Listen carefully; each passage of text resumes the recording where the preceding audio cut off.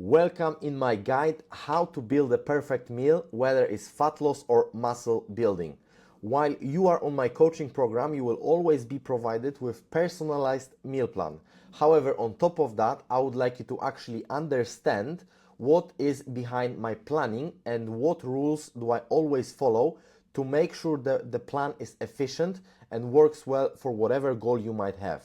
So rule number one is to build your meals around the protein. Protein is the essential macronutrients for muscle repair and growth and your recovery. It will keep you fuller for longer and it's really hard to overeat from the protein. And even if you will get excessive amount of calories from it, it's less likely to be converted into a fat, okay? Unlikely carbs or fats, which when we don't use them as a source of energy, they will be stored as a fat. Okay, that's why protein is the most important macronutrient and you need to make sure to have it in every single meal. So just to give you an example, how 40 grams of protein will look like. So it's about 200 grams of meat, lean meat, whether it's chicken breast, steak, it can also be a fish. It's always about 40 grams of protein. In some cases it might be 38 grams, some cases might be 44, but it's not that important. It's more or less 40 grams and that's what matters.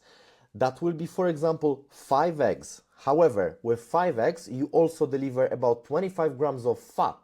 So that is higher in calories than lean chicken breast. For example, I'm not saying eggs are bad, eggs are a great source of protein. Whey protein powder, that's the leanest protein source you can probably get.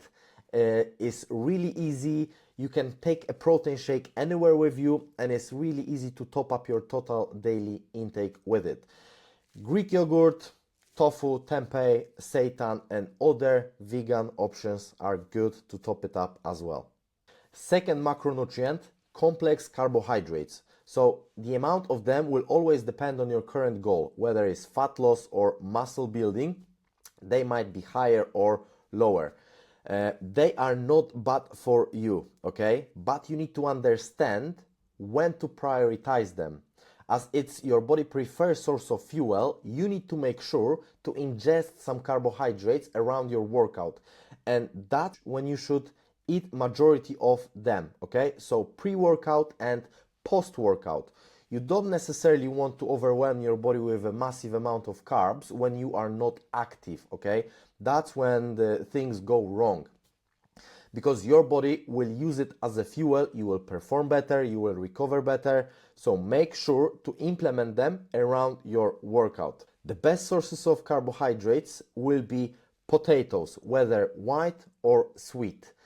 I prefer sweet potatoes because they contain more fiber and more micronutrients. They will keep you full for longer, but white potatoes are not bad at all, okay?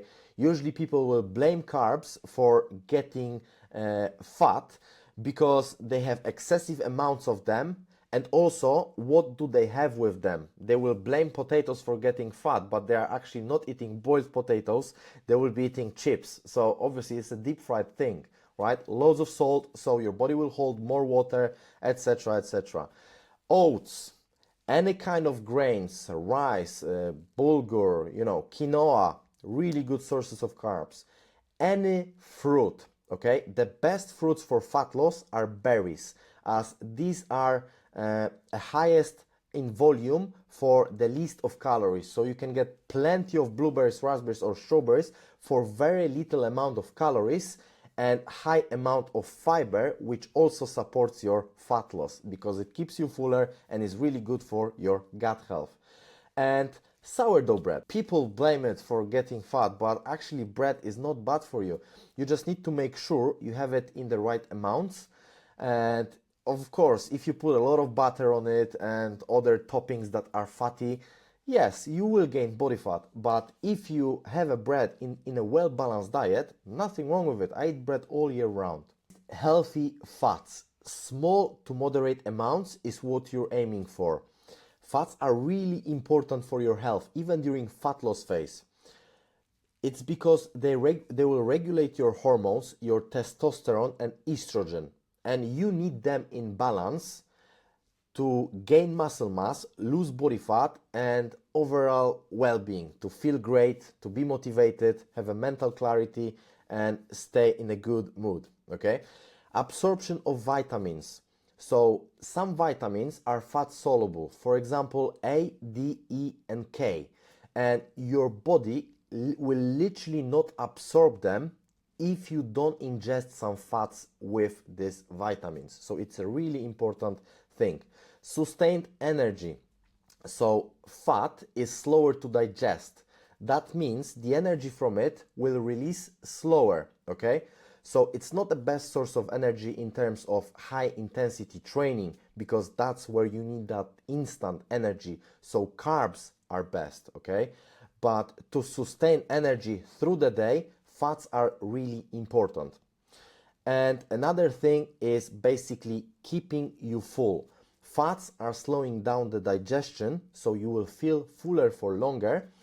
And also, you will not experience blood sugar spikes from carbohydrates if you eat well balanced meal. So every meal should contain protein, carbs and fats. If you miss fats or protein after consuming carbs, your blood sugar levels might spike. Okay, so this is really important.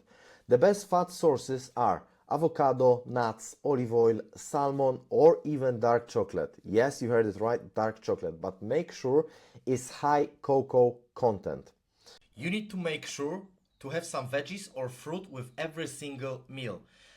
The list of benefits is extremely long, but the main benefits are basically getting your vitamins and minerals in and antioxidants, okay?